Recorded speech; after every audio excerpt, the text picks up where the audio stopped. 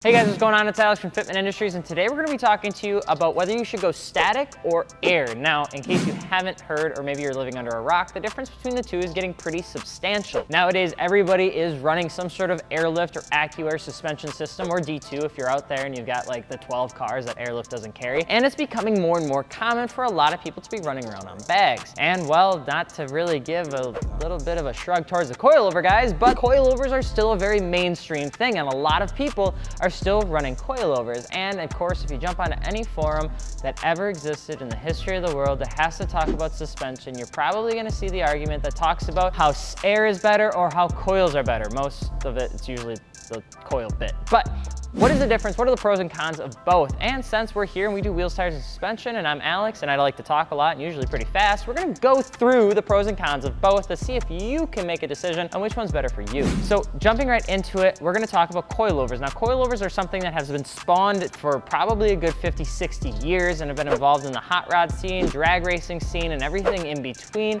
to pretty much be developed for one point and one point only: to customize your suspension system for aftermarket track use. Now, coilovers have grown from just a coil over shock system to something much more advanced.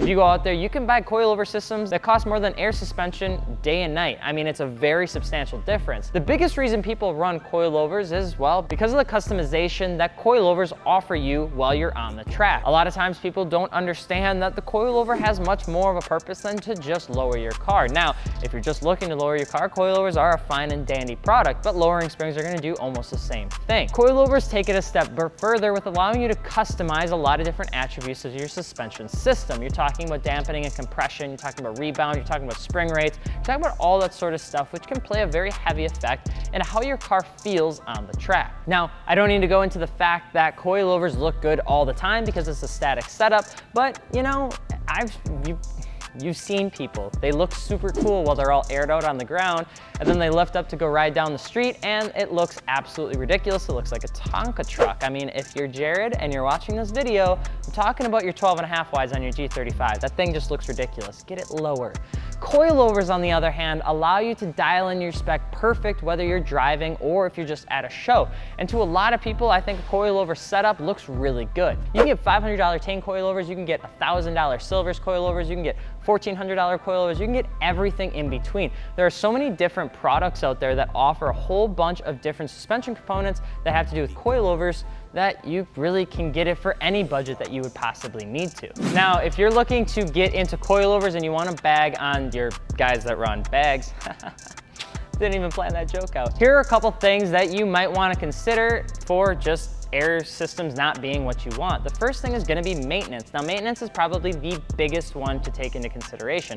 A lot of times airbag and air suspension systems just simply take quite a long time to kind of get used to. A lot of times people blow lines, and sometimes your struts go bad. There's all sorts of things that you have to take into account with air suspension that ultimately results in you having to deal with it more often. And because there are more moving parts, air suspension systems have a tendency to break way more often. Coilovers, on the other hand, really generally do not. You're not gonna have any sort of issues with reliability or maintenance unless you obviously blow a strut. And let's not even get into the reliability because I already said that, but the final thing is obviously the price point. We've talked about how there are super expensive coilovers out there, but there are also very affordable coilovers out there too. There are 3 different types of Tane coilovers you can get before you get into even the close price range of 2 struts, the front and rear set of struts for pretty much any car for Airlift. So just to put that into consideration if you're looking to get something over the other. Now, I know there's a lot of people out there that are gonna try and convince you to go air suspension because that's the cool way to do it. And while it is pretty cool, it doesn't have to be the end all for your build. There's a lot of people that still run coilovers, and for the price point that you're at, you can end up getting coilovers, wheels, and tires for sometimes the same exact price as an air suspension system will cost you. And if we were the judge of it, it's gonna look like air suspension is going to get more affordable and easier to obtain for mostly any make and model, which is going to result in a lot of competition for coilover systems.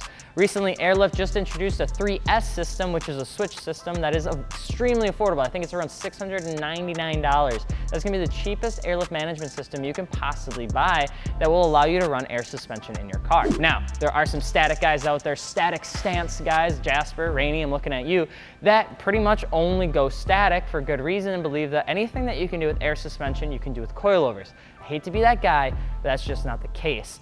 Airlift is just one of those, and air suspension in general is a suspension component that allows you to do so many drastically different things with your car. Coilovers just can't do it. Whether you're looking to be slammed on the ground and then air up for comfortability, or if you are looking to use it at the track, it is possible. Now, it's not going to be as specific as coilovers are. Air suspension systems that give you the look that is just like the most popular look out there right now. And we get to talk about all the cool things that you get to do with air suspension, like roll up to a car show and psh, all the way down, because that's a super cool thing to do. You have Bluetooth apps that allow you to control your air suspension from like a ways away, which is also pretty cool. And the fact that, I mean, it's air suspension. You can do cool trunk setups. You can do all sorts of different sophisticated things that just are super cool to rock out and show your friends. And to be honest, coilovers don't have that look. I mean, they're just a function tool, and unless you're looking at them, you really don't know what the heck's going on underneath there. The days of having minor wheel gap are now a thing of the past, and now if you have any wheel gap at all, you're pretty much lame, and you only get like 100 likes on your Instagram post like I do. I'm Alex from Fitment Industries. If you're looking for airlift or air suspension or coilovers, check out fitmentindustries.com. We have IBOC, KW, ST, Tane, whole bunch of other ones, and of course we have Airlift too.